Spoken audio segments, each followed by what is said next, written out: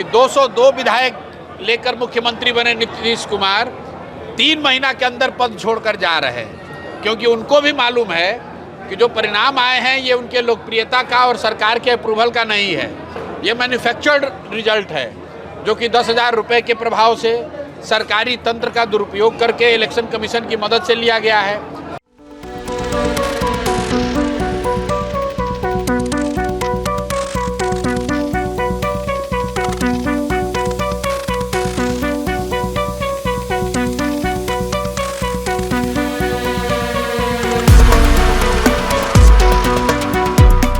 प्रयास में, हमारे अपने प्रयास में कमी रही हो, लेकिन एक बात जो बिल्कुल क्लियर है कि इस बार का जो चुनाव हुआ है वो कई मायनों में अप्रत्याशित चुनाव है।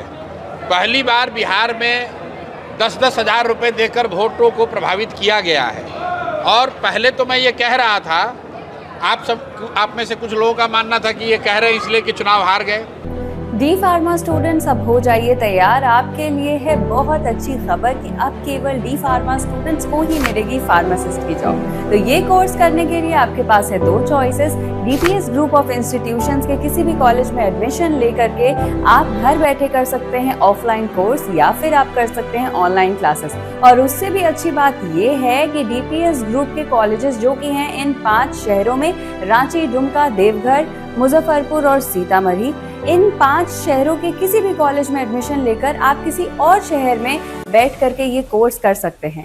आपको कॉलेज के नाम और डिटेल्स मिल जाएंगे वीडियो स्क्रीन पर, और बाकी किसी जानकारी के लिए दिए गए नंबर पर कॉल करें। तो मुझे कमेंट सेक्शन में बताना ना भूलें कि आखिर आप किस शहर में एडमिशन ले रहे हैं। लेकिन आप देखिए कि जो परिणाम जनता का दिया हुआ परिणाम नहीं है, उसी का कारण है कि 202 विधायक लेकर मुख्यमंत्री बने नीतीश कुमार 3 महीना के अंदर पद छोड़कर जा रहे हैं, क्योंकि उनको भी मालूम है कि जो परिणाम आए हैं ये उनके लोकप्रियता का और सरकार के अप्रूवल का नहीं है।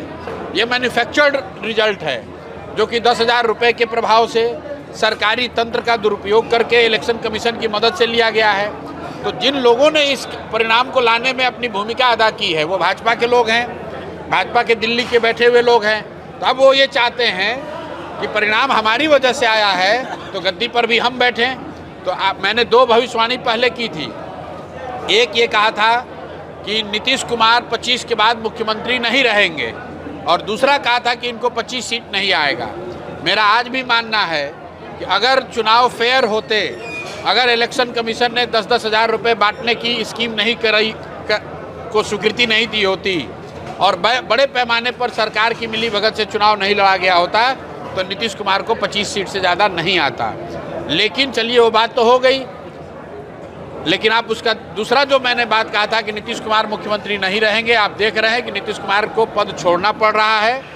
बहुमत की कमी नहीं है, लेकिन फिर भी पद छोड़ रहे हैं। ये भारत के इतिहास में पहली बार हो रहा है कि 202 तिहाई बहुमत वाले नेता 3 महीने के अंदर पद छोड़कर जा रहे हैं। और आगे की एक भविष्यवाणी आपको कर देता हूँ कि भाजपा वाले लोग, जिन लोगों ने ये मैन्युफैक्चर्ड परिणाम लाने में अपना योगदान दिया है, अब मोदी जी और अमित शाह मिलकर ऐसे व्यक्ति को बिहार में मुख्यमंत्री बनाएंगे ताकि दिल्ली से बैठकर बिहार की राजनीति और बिहार की सरकार को चलाया जाएगा। गुजरात के हितों को ध्यान में रखकर बिहार के नीतिगत फैसले होंगे। और बिहार में जो अभी भ्रष्टाचार है, बिहार में जो अशिक्षा है, बेरोजगारी है, पलायन है, उसमें कोई सुधार नहीं होने वाला है। आप लिख के रख लीजिए, कोई सुधार अभी आपको 3 महीने में नहीं दिखा है। आने वाले 5 वर्षों में कोई परिवर्तन नहीं होगा। और मोदी जी अब आपको लोकसभा के चुनाव से पहले मिलने वाले नहीं हैं। तो आप चाहे अरवा चावल खाते हैं या उसना चावल, अपने बच्चों की चिंता खुद कीजिए, सीट बेल्ट बांध लीजिए। भ्रष्टाचार बढ़ेगा, बेरोजगारी बढ़ेगी, सिलेंडर नहीं मिलेगा। उसना और अरवा चावल का भाषण सुनने के लिए लोकसभा के लिए इंतजार कीजिए।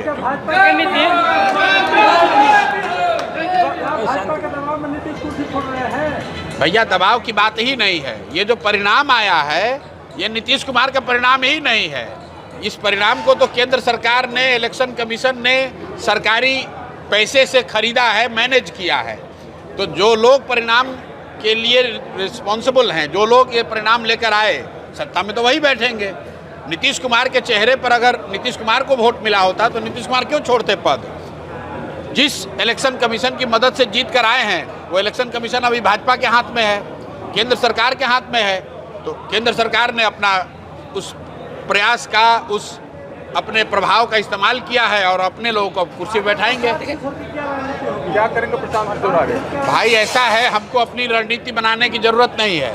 इसलिए नहीं है कि लोकतंत्र में जब चुनाव होता है तो जनता ही सबके लिए निर्णय कर देती है। चुनाव से पहले मुझे अपनी भूमिका तय करनी थी, अपनी रणनीति बनानी थी। लोकतंत्र के इस चुनाव में जनता ने जनसुराज की, प्रशांत किशोर की भूमिका तय कर दी। सिर्फ जनता ये नहीं चुनती है कि कौन सत्ता में बैठेगा, जनता ने ये भी चुना कि विपक्ष में कौन बैठेगा। तो जनता ने बिहार में नीतीश कुमार और मोदी अमित शाह को सत्ता में बैठाया है, आरजेडी को विपक्ष में बैठाया है और जनसुराज को, प्रशांत किशोर को कहा है कि आप सड़क और समाज में जिस ईमानदारी से पहले लगे हुए थे उतनी ही ईमानदारी से आगे लगे रहिए, जनता की आवाज़ बने रहिए।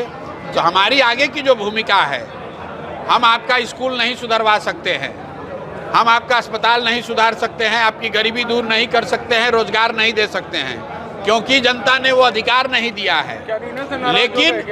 लेकिन इतना जरूर कहेंगे कि हम आपके साथ, आपके बच्चों के साथ खड़े हैं।